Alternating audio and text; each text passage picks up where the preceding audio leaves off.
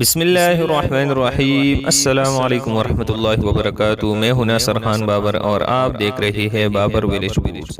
دوستو، امید کرتا ہوں آپ لوگ خیریت سے ہوگے۔ اللہ آپ کو خوش رکھے، آباد رکھے۔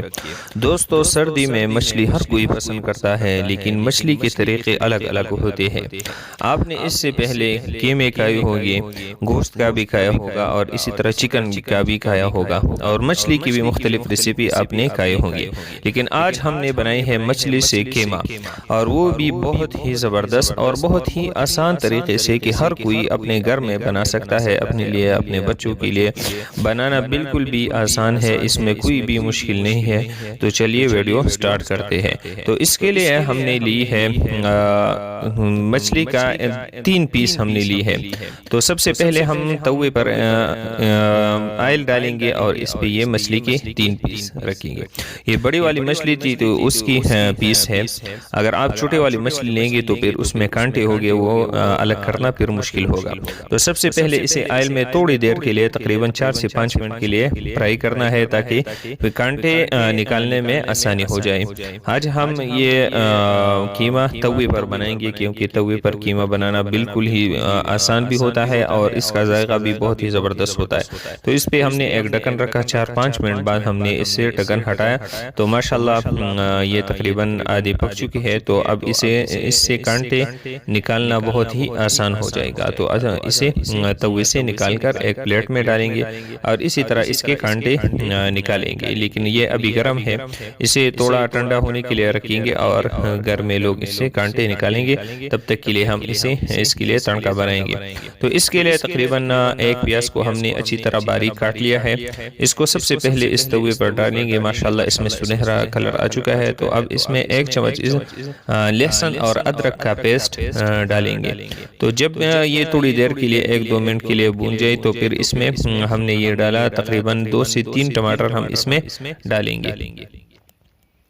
تو جب ٹماٹر تھوڑی دیر کے لیے اسے پکائیں گے اور یہ جب پک جائے تو اس دوسری طرف ہم نے قیمہ بنایا ہے مچھلی کا، تو وہ قیمہ اس میں ڈالیں گے۔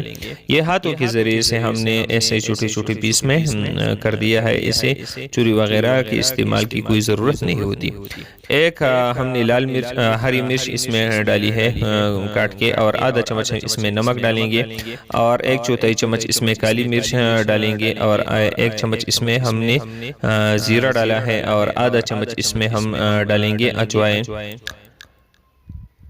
اور یہ ہے خشک دھنیا۔ تو خشک دھنیا اس میں زیادہ ڈالیں گے، تو تقریباً 3 چمچ اس میں خشک دھنیا ڈالیں گے، اور یہ ہم نے بڑے بڑے پیس میں کاٹ لیا ہے، صرف ایک دھنیا 2 پیس میں کاٹ لیا تھوڑی دیر کے لیے اسے گرائنڈر میں، اور اس کو اچھی طرح مکس کریں گے۔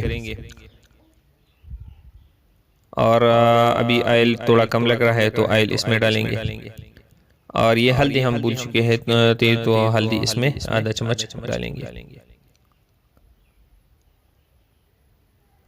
اور اس کو اچھی طرح مکس کرنا ہے اور اس کو پکانا ہے تھوڑی دیر کے لیے، بہت ہی جلدی پک جاتا ہے۔ 7 سے 8 منٹ بالکل لو فلیم پہ اسے لگیں گے پکانے میں، کیونکہ اسے آلریڈی ہم نے 50% پکا لیا تھا۔ تو ماشاءاللہ یہ مچھلی کا قیمہ ہمارا تیار ہو چکا ہے، بہت ہی زبردست خوشبو اس سے آ رہی ہے۔ میں آپ کو چیک کر کے دکھاتا ہوں، یہ آپ دیکھ سکتے ہیں قریب سے بھی، ماشاءاللہ ٹیسٹ کرتا ہوں، ماشاءاللہ ذائقہ بھی بہت ہی زبردست ہے۔ تو مچھلی کا قیمہ بہت ہی زبردست اور آسان طریقے سے بنتا ہے، آپ بھی اپنے گھروں میں ٹرائی کریں، بنانا بالکل ہی آسان ہے۔